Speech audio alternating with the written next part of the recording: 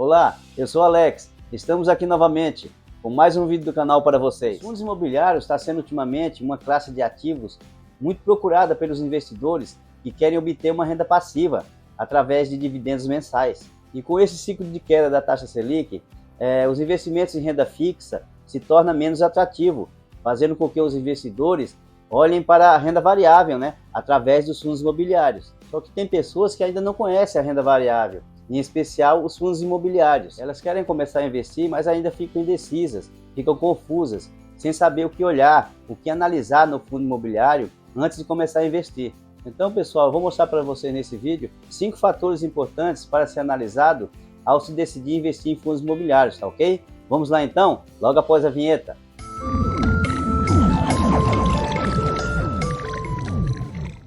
O primeiro, pessoal, é a diversificação do fundo imobiliário.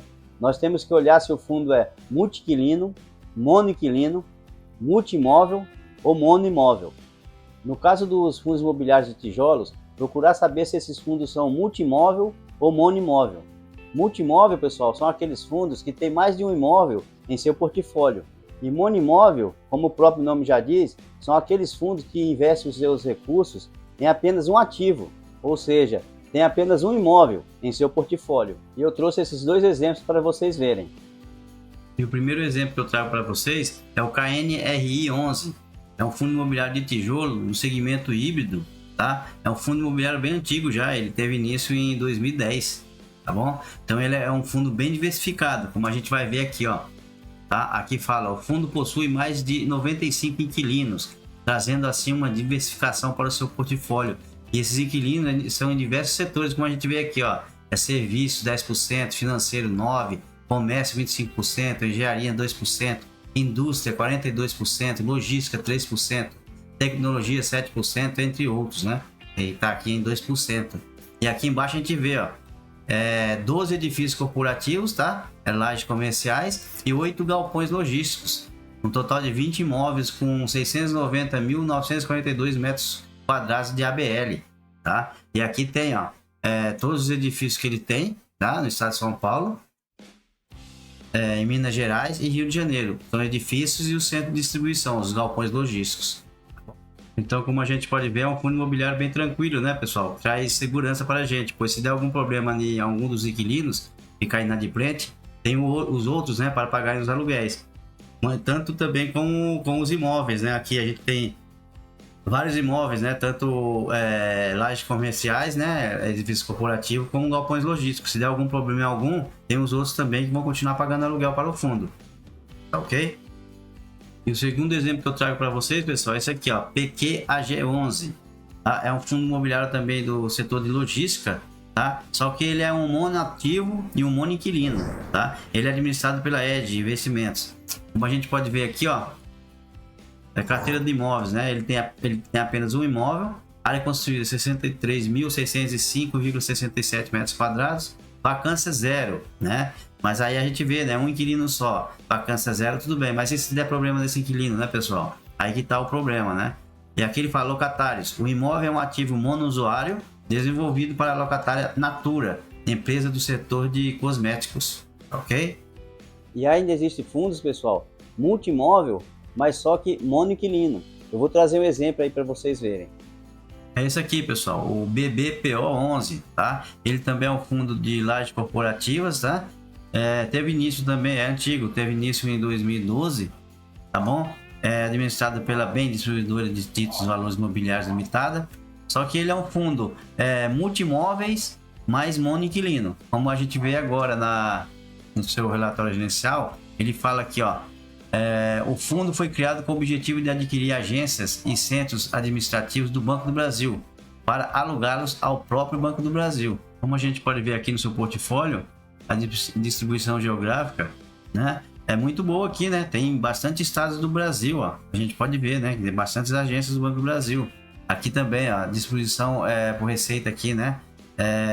33% é prédio comercial, agência terra, né? 36% é agência e 31% é prédio comercial. Tudo bem até aqui, mas só que um inquilino só, né, pessoal? Se der algum problema por acaso no Banco do Brasil, já eram os aluguéis de todos esses imóveis aqui, ok? O segundo fator, pessoal, é a taxa de vacância, que é o indicador que mostra o percentual de um empreendimento que se encontra vago. E existem dois tipos de vacância, pessoal, que é a vacância física e a vacância financeira. Vacância física é a porcentagem da área locável do imóvel que está desocupada em relação à sua ABL, que é a área bruta locável. Eu vou te dar um exemplo. Vamos supor que um fundo imobiliário é dono de um shopping center que tem 100 pontos comerciais dentro dele. Só que dentre esses 100 pontos, 10 estão desocupados, ou seja, não estão alugados. Então, nesse caso, o fundo imobiliário está com a vacância física de 10%. Agora, a vacância financeira indica a porcentagem da renda total que o fundo imobiliário deixa de receber dos imóveis que estão desocupados. E vamos dar como exemplo o mesmo fundo imobiliário que tem esse shopping com 100 pontos comerciais e que a renda potencial dos aluguéis dos seus 100 pontos comerciais seja R$ 1 milhão por mês, mas que ele esteja recebendo 850 mil mensais. Então, nesse caso, a vacância financeira será de 15%, ou seja, está gerando 85% do seu potencial, que seria, na verdade, R$ 1 milhão, né? E geralmente, pessoal, a vacância financeira ocorre quando há inadimplência, ou quando os seus locatários não cumprem com as suas obrigações contratuais. E agora vamos para o nosso terceiro fator, que é o dividend yield, que a tradução seria rendimentos de dividendos. O dividend yield é um indicador que mostra a relação entre os dividendos distribuídos e o preço atual da cota do fundo imobiliário ou de uma ação de uma empresa. Então, podemos dizer que o dividend yield serve para medir a rentabilidade dos dividendos pagos aos investidores. E como se chega a esse valor? Como se calcula o dividend yield? Vamos mostrar um exemplo. Vamos supor que você é cotista do MXRF11 e que nos últimos 12 meses o Maxi Renda te pagou em dividendos um montante de R$ 1,35 por cota e que na data de hoje a sua cota está sendo negociada a um preço de R$ 10,33. Então você tem que dividir o valor pago nos últimos 12 meses pelo preço atual da cota e depois multiplicar o resultado por 100. E aí chegaremos no dividend yield de 13,06% pelo um período de 12 meses. Mas atenção, pessoal, nunca faça esse cálculo com um período menor que 12 meses. Sempre faça com 12 meses para mais. E outra coisa, o dividend yield nunca deve ser considerado o único indicador na construção de uma carteira de investimentos. Tem vários outros indicadores importantes que devem ser analisados, ok? E aí, pessoal, estão gostando das dicas de como se analisar um fundo imobiliário?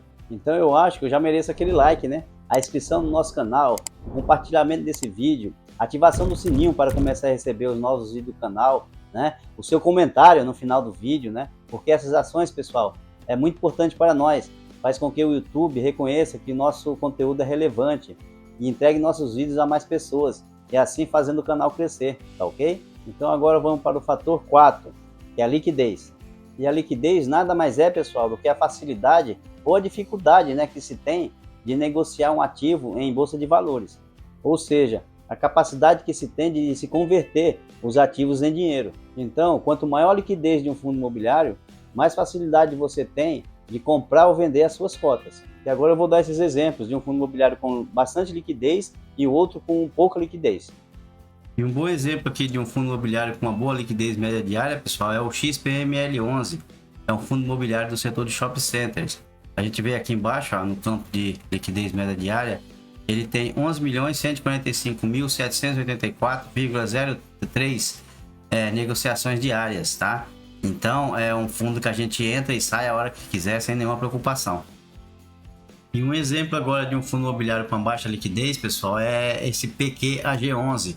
É o mesmo fundo que a gente deu como exemplo do monoinquilino e monoimóvel, tá? A gente pode ver aqui que a liquidez dele aqui marca aqui, ó, 24.734,71 negociações média diária, né? Então é uma baixa liquidez aqui. Na minha opinião, um fundo para ser considerado bom, com a liquidez média diária boa, ele tem que ter acima de 1 milhão de negociações diárias, tá ok? Agora, antes de mostrar o quinto e último fator, pessoal, eu queria falar sobre os nossos livros, né? O que nós estamos recomendando agora no canal, que são livros sobre investimentos, educação financeira, que eu volto a dizer, é um assunto muito importante na nossa vida e nós devemos divulgar entre a maior parte de pessoas possível, principalmente entre a nossa família, com os nossos filhos, os jovens, né, que tem que saber desde cedo a importância de ter uma educação financeira. e de começar a investir desde cedo, pois eles têm um dos fatores mais importantes nos investimentos, que é o tempo a seu favor. Então, pessoal, coloque isso aí em prática já. E agora estou deixando na descrição dos nossos vídeos os links dos livros que nós estamos recomendando, tá ok? E dentre esses livros, pessoal, está esse aqui, ó, Pai Rico, Pai Pobre, que é um dos livros mais procurados por pessoas que gostam de investimentos. Eu recomendo para vocês. Então agora vamos para o quinto e último fator, que é o track record, que a tradução é histórico. Então, pessoal, quando eu analiso um fundo imobiliário, eu presto muita atenção ao tempo que ele tem de negociação na Bolsa de Valores, ou seja, quantos anos ele tem de existência. Pois quanto maior o tempo que ele tem, mais histórico vamos ter para fazer uma análise a seu respeito. Então, o tempo de existência ou histórico é um fator muito importante que deve ser levado em consideração ao se analisar um fundo imobiliário. Então, pessoal, esses são apenas 5 fatores que passei para vocês que se deve ser analisado ao escolher investir em fundos imobiliários. Mas tem vários outros importantes que se deve levar em consideração, pois esse assunto, pessoal, é muito complexo. Então eu peço para vocês deixarem nos comentários o que acharam desse conteúdo, se foi positivo para vocês. E se querem que eu traga mais conteúdos, a respeito de como se analisar fundos imobiliários. Tá ok, pessoal? Por hoje é só. Um abraço, fiquem com Deus e até o próximo vídeo.